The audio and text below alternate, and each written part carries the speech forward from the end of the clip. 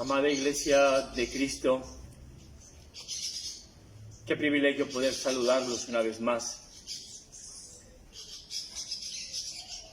De tal manera amó Cristo a su Iglesia que entregó su vida por ella, y su sangre nos limpia, nos quita toda mancha y toda arruga.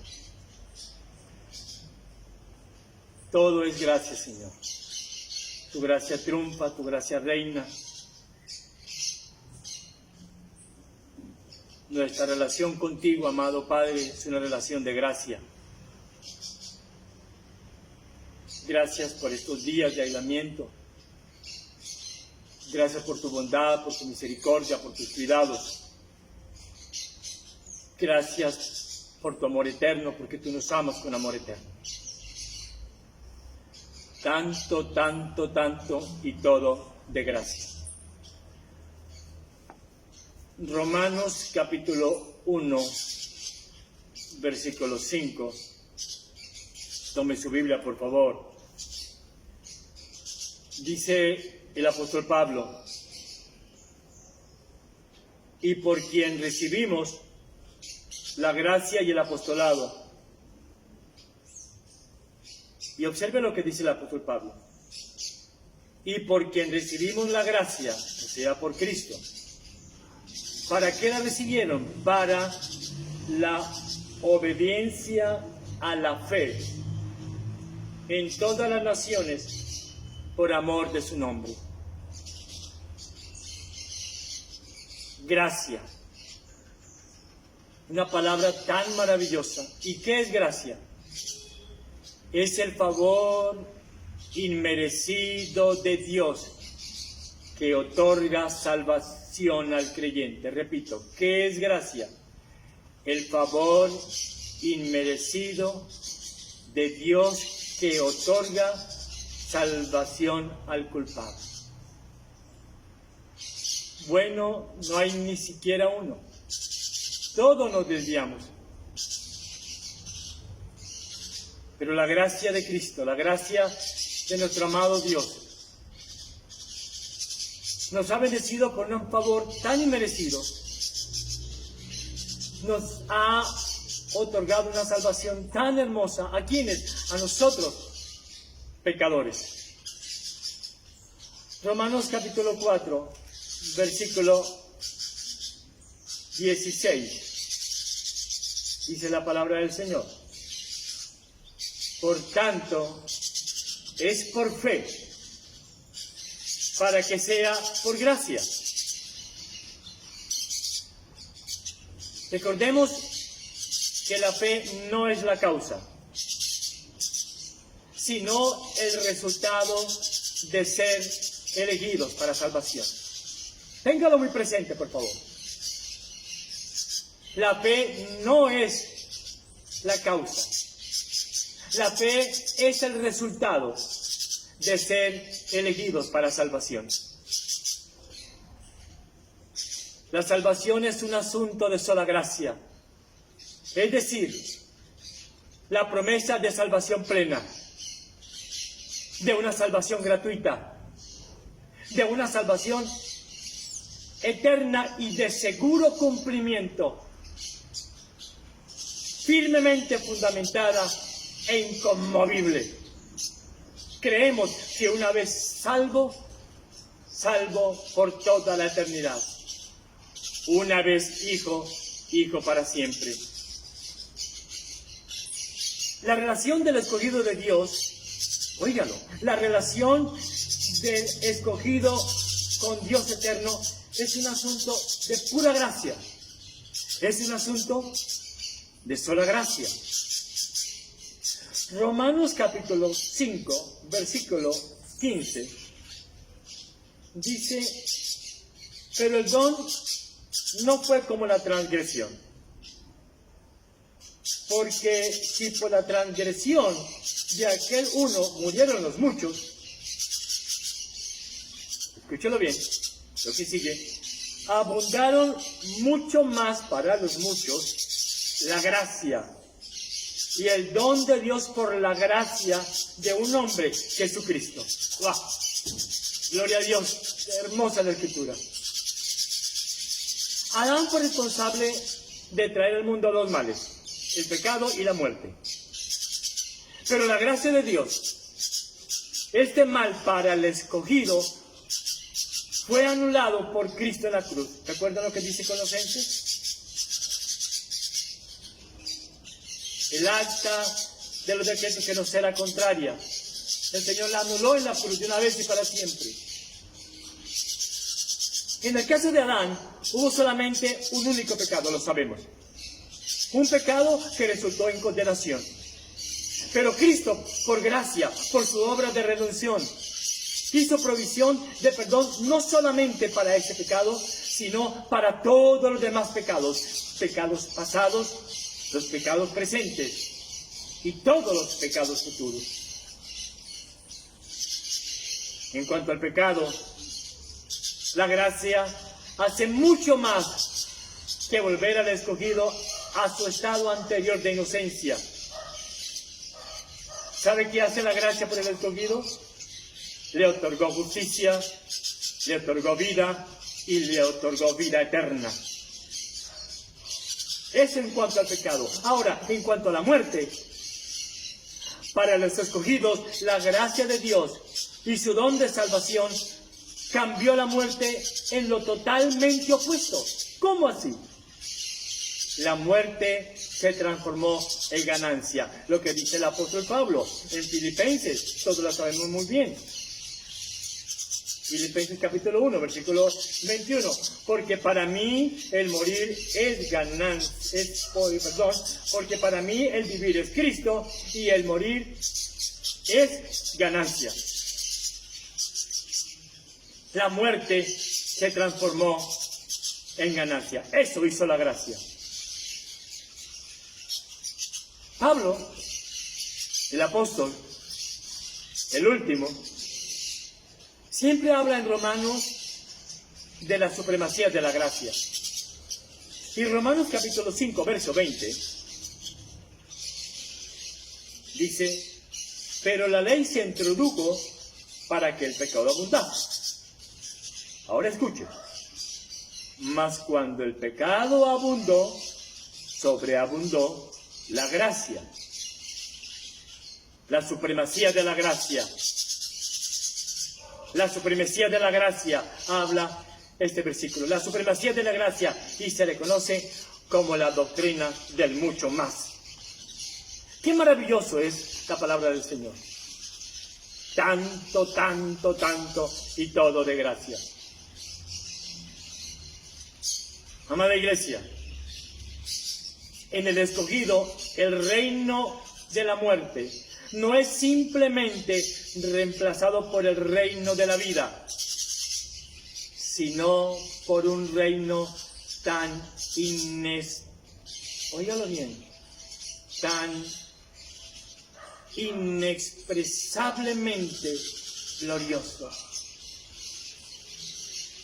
El reino de la muerte en el escogido no es simplemente reemplazado, repito, por el reino de la vida, sino por un reino glorioso, por un reino muy elevado, por un reino único, por un reino singular, de las cuales sus ciudadanos son luz del mundo y sal de la tierra. Yo creo que es una de las, ¿cómo decirlo?, de las cosas más lindas que digo Cristo de nosotros. Vosotros sois la sal de la tierra, vosotros sois la luz del mundo. Qué amoroso es nuestro Dios para con nosotros. Y como yo soy la luz del mundo, como usted y yo somos la luz del mundo y la sal de la tierra, han de brillar nuestras obras y ha de brillar nuestra manera de vivir y ha de brillar nuestra santidad. Dice Spurgeon, las lámparas no hablan, las lámparas brillan. El escogido de Dios entonces fija su atención en el poder mucho mayor de la gracia de Dios en Cristo. Y entonces el escogido de Dios, ¿qué hace? Anhela crecer en la gracia. Anhela crecer en la gracia. Romanos capítulo 5, verso 21. Dice, para que así como el pecado reinó para muerte, así también la gracia reine por la justicia para vida eterna mediante Jesucristo, Señor nuestro. La gracia triunfa, la gracia reina. Romanos 6:1 continúa el apóstol Pablo. ¿Qué pues diremos? Óigalo bien. ¿Perseveraremos en el pecado para que la gracia abunde? En ninguna manera. Claro que no. Ciertísimamente fue por medio de solo Cristo, su persona, su obra perfecta, su vida y muerte en la cruz, que apropiada por la fe se efectuó el acceso al estado de gracia, o sea, al estado de justificación. Tristemente, hay una grieta enorme de la doctrina de la justificación mal entendida. Y esa grieta es creer que ya no hay motivo para qué, óigalo bien, que ya no hay motivo por qué prestar atención a la ley de Dios. Terrible grieta es esta. Entonces mucha gente dice, pero yo he creído en la justificación. Y la justificación es una cosa de una vez y para siempre. Yo he creído en la justificación, dicen muchos. Y entonces también dicen, y ya no importa cómo viva y puedo andar como me plazca. Eso no es cierto. Eso es un error. Eso es mal entender la justificación. Eso no es vivir la doctrina de la gracia. Aún más, sucede algo con la grieta, y es lo siguiente, aún más, se hace tanto énfasis sobre la vida de Cristo en la persona, que la persona deja de preocuparse por arreglar cuentas con Dios, y la santificación queda relegada a un último plano. El uso bíblico de la palabra justificar significa declarar a la persona judicialmente justa. La palabra justificar indica un cambio de relación legal y no un cambio de carácter. Y quiero recordar un poco las dos partes de la justificación, que es el hecho y su evidencia. Y el hecho y su evidencia responden a la aparente contradicción entre el apóstol Pablo y Santiago, quienes los dos escribieron acerca de la justificación. Y vamos a ir a Romanos capítulo 3, verso 28. Voy a leerlo muy lentamente. Concluimos, pues, que el hombre es justificado por fe sin las obras de la ley. Muy claro. El predestinado para salvación tiene esto muy claro. Concluimos, dice el apóstol Pablo, pues, que el hombre es justificado por fe sin las obras de la ley. Esto enseña que quien enfatiza la fe quita la mirada de sí mismo y la mirada la fija solamente en Cristo, autor y consumador de la fe, y espera la salvación solamente en Él. No hay otro nombre dado a los hombres bajo los cielos en el cual podamos ser salvos, solamente Cristo. Como dice la vieja alabanza, solamente en Cristo, solamente en Él, la salvación se encuentra en Él. No hay otro nombre dado a los hombres, solamente en Cristo, solamente en Él. Pero ahora vamos a ir a lo que dijo Santiago, capítulo 2, versículo 24. Vamos a ir con toda calma, Santiago capítulo 2, verso 24. Observe lo que escribe Santiago inspirado por el Espíritu Santo de Dios. Vosotros veis, pues, que el hombre es justificado por las obras y no solamente por la fe. Pareciera que hubiese una contradicción, pero claro que no la hay. De ninguna manera.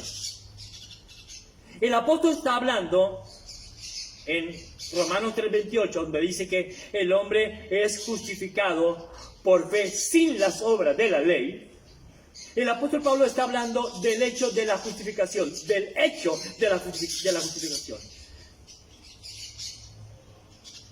Los pecadores son justificados porque Dios por pura gracia les perdona y acepta en el nombre de Cristo y no por causa de ninguna obra de parte de ellos. Esta justificación se recibe solo por la fe y aún esa misma fe es un don de Dios. Recuerde que la fe no es la causa, es el resultado del haber sido elegidos. Por otro lado, Santiago está escribiendo sobre la conciencia. Recuerde que hay dos partes de la justificación. El hecho, que es el que trata Pablo, y su evidencia, que es la que trata Santiago. Santiago está escribiendo sobre la conciencia que tiene una persona de haber sido justificada.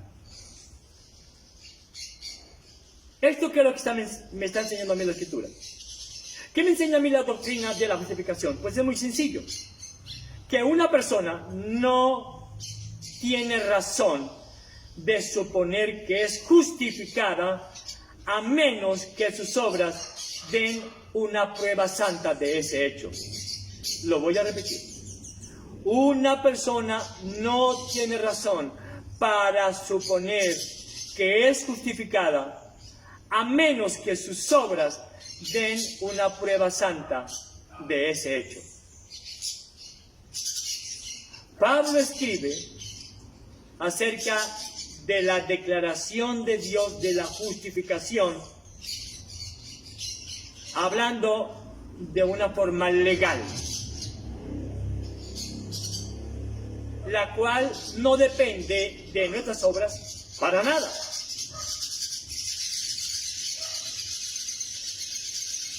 Amada iglesia,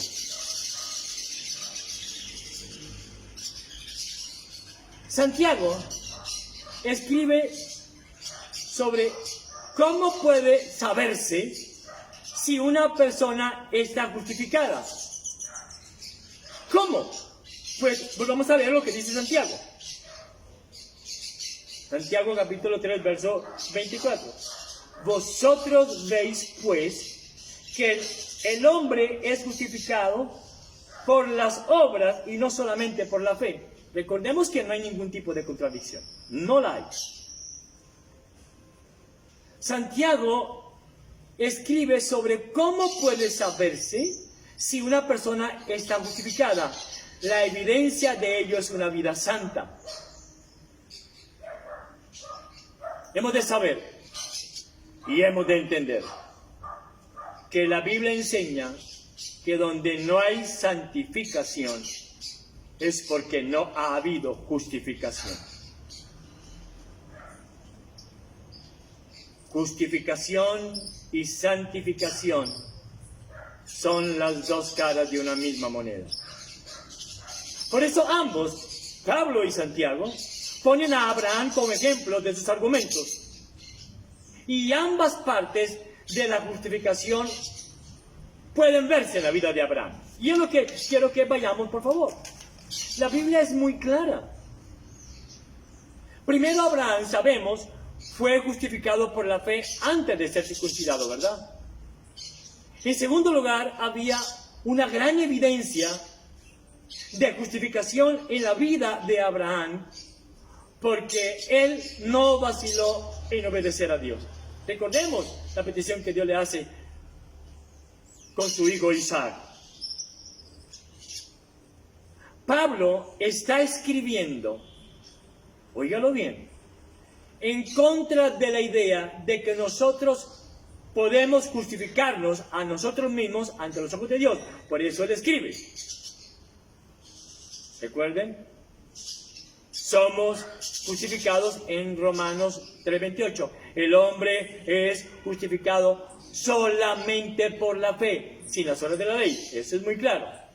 Pablo está escribiendo en contra de la idea de que nosotros podemos justificarnos a nosotros mismos. Nunca lo vamos a poder hacer.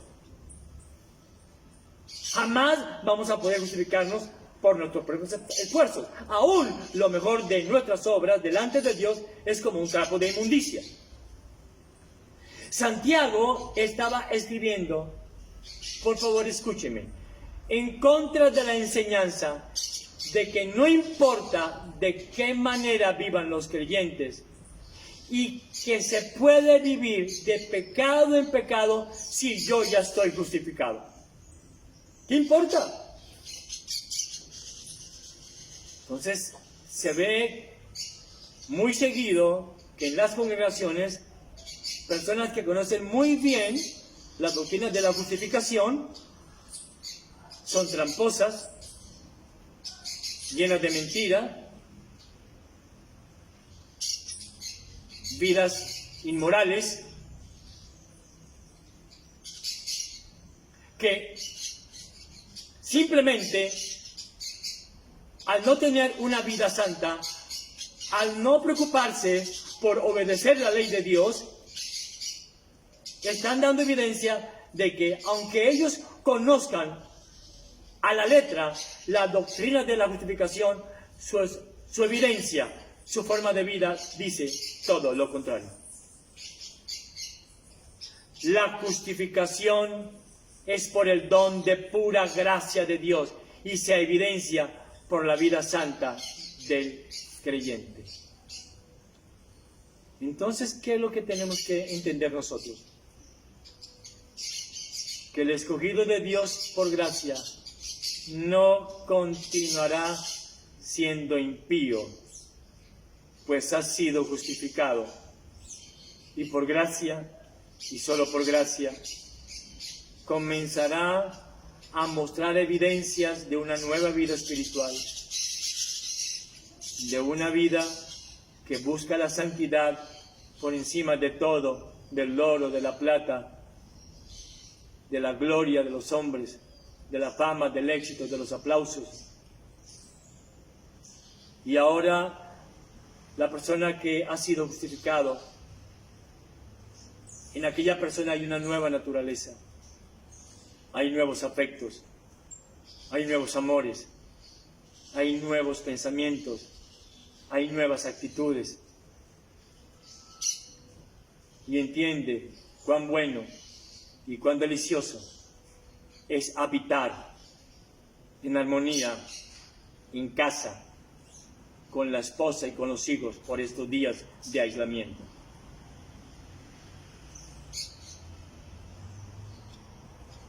Recordemos que la justificación tiene dos partes. Significa la aceptación por Dios del pecador como justo, y también significa la experiencia de certidumbre del pecador cuando conoce que está justificado.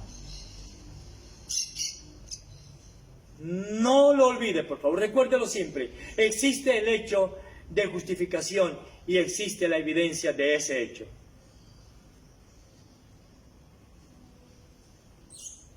Recordemos que la elección incondicional por gracia no enseña que un cierto número de personas irá al cielo. No. La elección incondicional por gracia enseña que un cierto número de personas santas irán al cielo. Es errado pensar, muy equivocado, pensar que la gracia lleva a la persona a una vida negligente y que no importa si peco, ya no estoy obligado a obedecer la ley de Dios porque he sido justificado por la sola fe en Cristo. Es errado tal postura.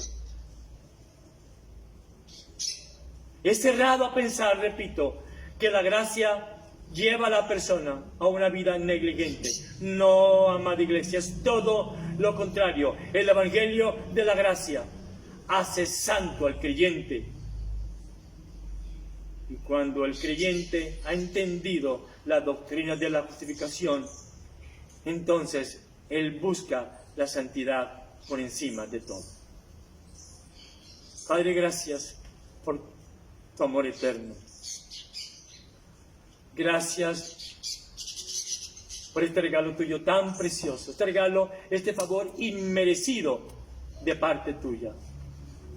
Sabemos que la gracia es el favor inmerecido de Dios que otorga salvación al creyente. Y ese favor inmerecido es para que usted y yo busquemos la santidad y demos evidencia de la justificación. Tanto, tanto, tanto y todo de gracia.